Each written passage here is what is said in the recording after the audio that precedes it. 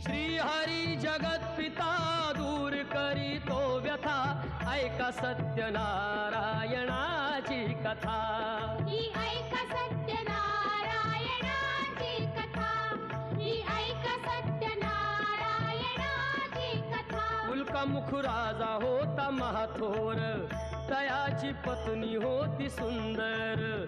नदी किनारी एकदा त्यांनी घातली महापूजा दोघांनी. आली एक नौका त्याच मार्गानी, नाव भरलेली पूर्ण द्रव्यानी. होती व्यापारी साधू बाण्याची, रीत पाहण्यास आला पूजनाची. उल्कामुख त्यास बोले ऐकावे, व्रत नारायणाचे आचरावे.